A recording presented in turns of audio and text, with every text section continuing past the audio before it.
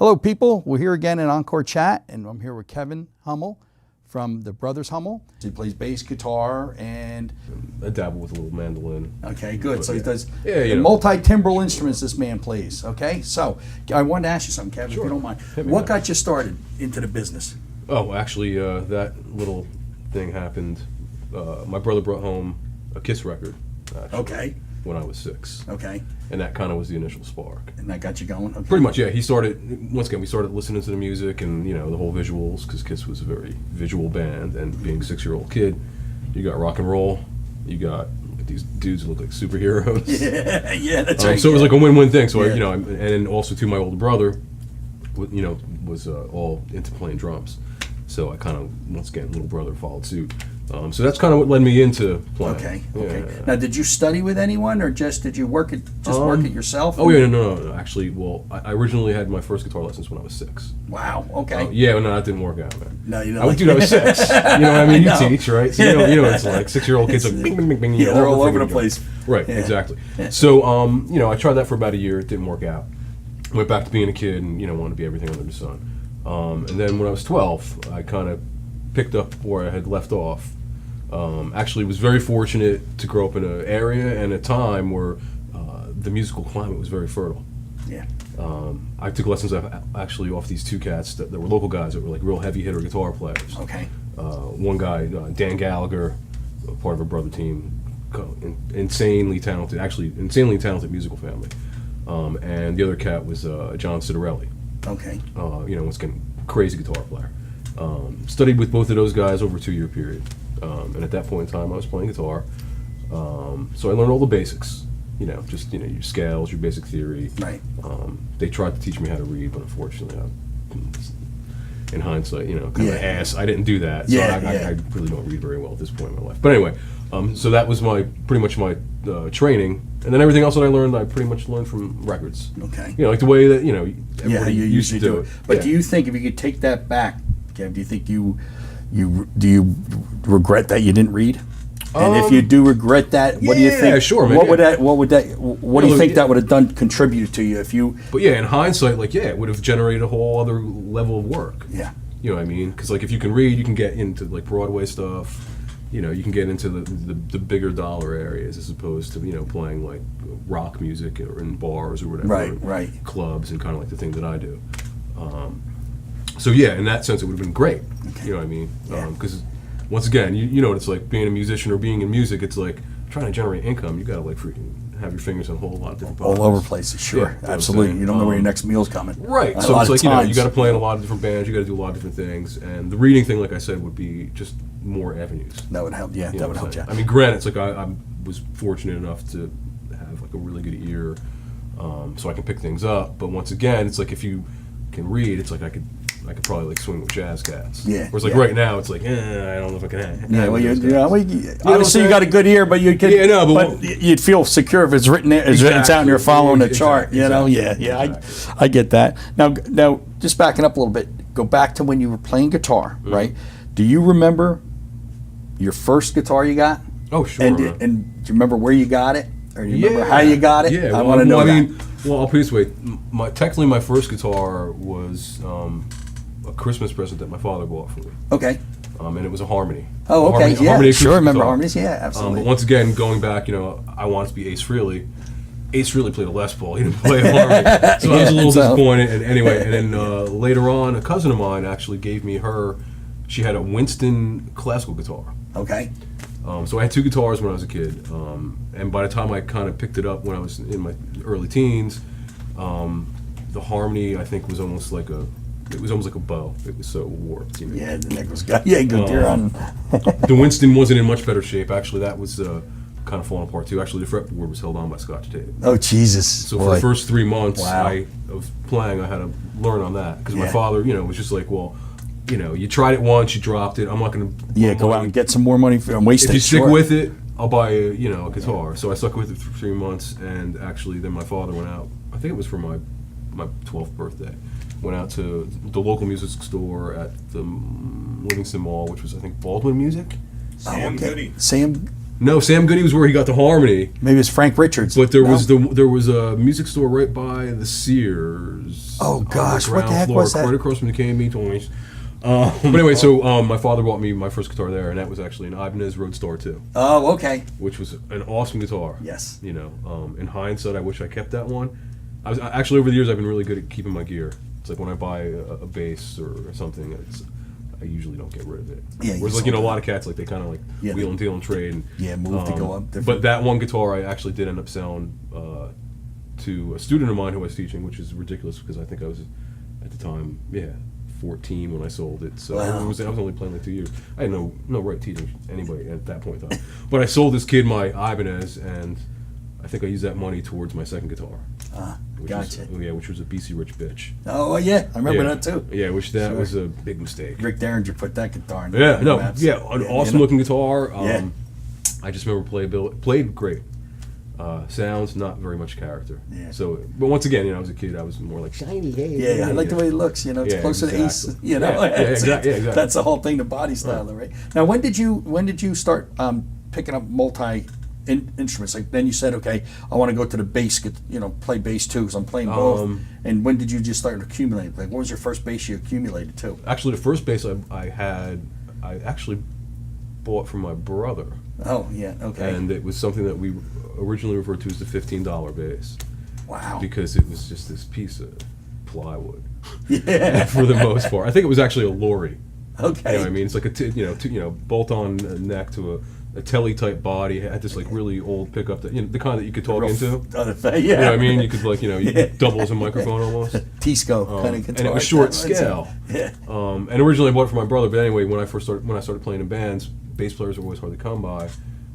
So every once in a while I might kind of just play it. Yeah, bounce. But then when we did find bass players, usually the cats were limited. So I used to actually, in a lot of my early bands, I'd learn the bass lines, teach them to the bass player, and learn my guitar parts as well. And then, so that's where the whole kind of bass thing sort of started. Mm-hmm. You know what I mean? But once again, when I was a kid, I wanted to be a guitar player. But bass felt so natural. Once again, I was in like bass denial in a sense. It's the way I like to look at it. Some people disagree with me on that one, but anyway, so then I really became a bass player out of necessity because I was in original bands and the bass players were always flaking out. Yeah. Like actually the last bass player that I had in a band before I took on bass, he was a great bass player. Actually, a local cat, this guy Tim Kerrigan. Phenomenal man, a great feel. Had a really cool Rickenbacker. And after he quit the one band that we were in, and I got a couple of replacements who didn't work out, I was just like, I'm done, man. Yeah. I'm gonna just. You're better off doing it yourself. I'll put it this way: it's the same way I got forced into singing in bands because we can never find singers. Yeah, So singing there. Yeah, I was just like, man, this actually feels like home. It's great, isn't it? Yeah, It's, And once again, guitar probably was one of the cool. most boringest instruments when you're alone. I mean, alone, Yeah, just getting your yeah. chops. When Yeah. you're playing with people, It's a whole. you can play all around it. It's a whole different. Yeah, it's a whole It's different. really, thing. really creative, man. Yeah. It's really. Yeah. Now, what do you think, Kev, about the future of music today? Like where it's going. I mean, like there's pros and cons. Like you remember years ago whenever we played. I mean, you'd get your albums and you'd say, "Wow," you'd read them. There were stories. Right. You You had visuals. Yeah, you did a lot of stuff, and now it's people downloading stuff. It's like a whole different music industry. What's your thoughts on it? If you were an upcoming musician today, how would you approach this whole thing as opposed to what we were doing way back? Actually, that's a really good question because I actually ran into a kid recently. He was like 20 something, and he was real enthusiastic, and he was telling me about his situation. He's like, I got this band, and we're all really good, and we're gonna make something happen in 2 years, and blah blah blah. And he's like, and if not, then we'll figure something out, or whatever. We'll get regular jobs or whatever. Yeah.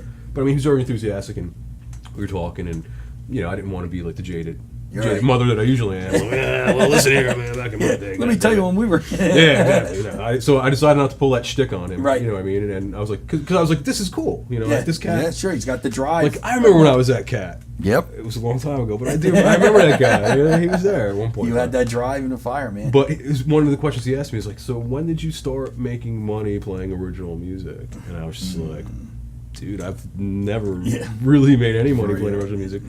I've lost lots of money. Yeah. I've lost fortunes probably at this point in time because I was always financing everything. All the bands that I did, before I started, trying to play in bar bands and cover bands and do that whole angle.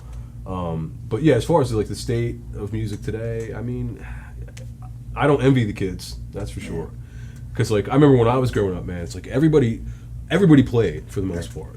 At one point there were too many guitar players. I remember, every band that I played in when I was a teenager, it was almost like we were a southern rock band because we had like three or four guitar players, and you're like, dude, really? Come on, man.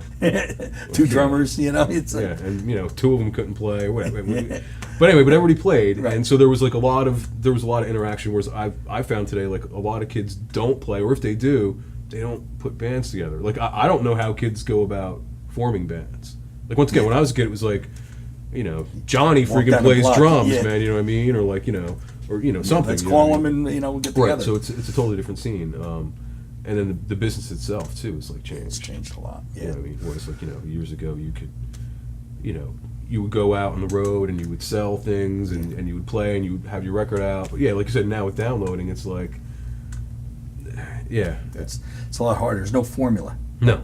Where there was a formula right. when we were doing, kind of saying, you go out, showcase, a record company might like you, maybe sign you, put money behind you, get you out there, and you're working it. Just work-wise, the kind of work that I do, it's like, once again, I'm interested in playing and being creative, but I also like to eat and have a roof. Yeah. Gas. Pay the electric. I need gas to actually get to these silly gigs. Sometimes play with these monsters that I get to play with, which is great. But well, I'll put it this way, like a side note, I have my first original project going, and it's been like I guess 15 years.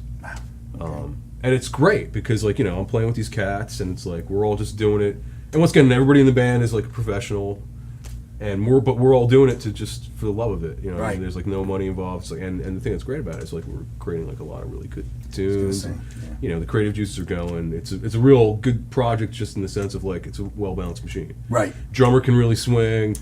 I'm playing bass. There's the keyboard player who's just like insane, and then we got this chick singing, and she's just she's like just killing it. Oh, good God, yeah. She's like one of those like wacko phenomenons, at least in my mind. Like she's got like that thing, that like singers, popular singers today don't seem to have. Okay. And that thing is just like, I don't know, man. That like when you watch something like say Aretha Franklin or like Diana Ross or any of those soul singers from that period. I don't know. It's different than what soul music has become today. I think it is. I think the more you see it, Kev, like or when you see other people and you see people, the cream comes to the top. Sure. Right away. If you had any advice for kids today to say, take a 7-year-old, just for argument's sake, and say, okay, I want to, like, how important is it for them to start and take lessons and start from the ground up?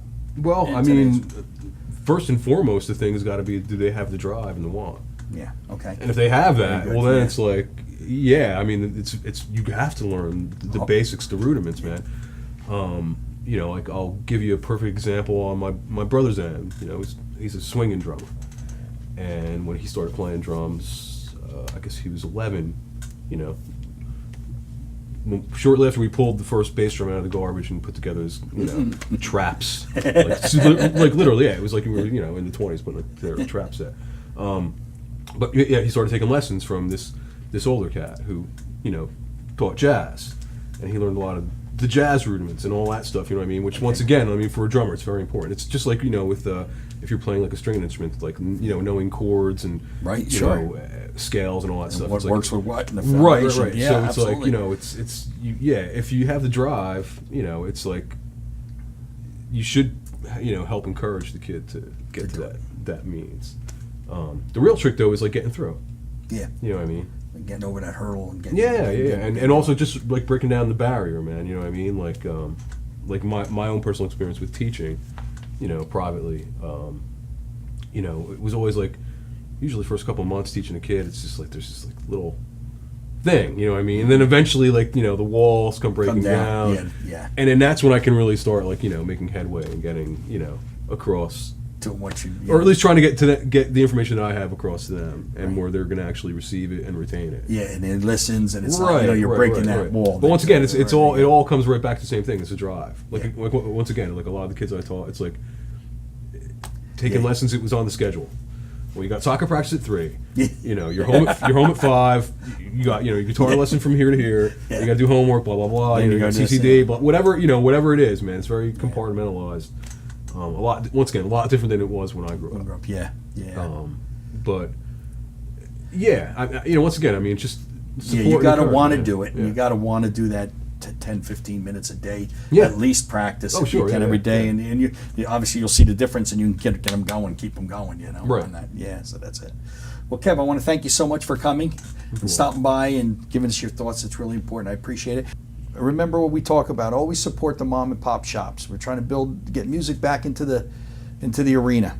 And thanks again. And again, this is Encore Chat, and we'll talk to you soon. Really put an effort in to learn an instrument. It's so important. Thanks again for lending an ear. Thanks for stopping in to Encore Chat. I'm Pete Schmiedhauser, that owns a small little store called Schmied's Music, 831 Route 10 East in the Pine Plaza Shopping Center in Whippany, New Jersey. Thanks, guys, and stay in touch to see more videos to come.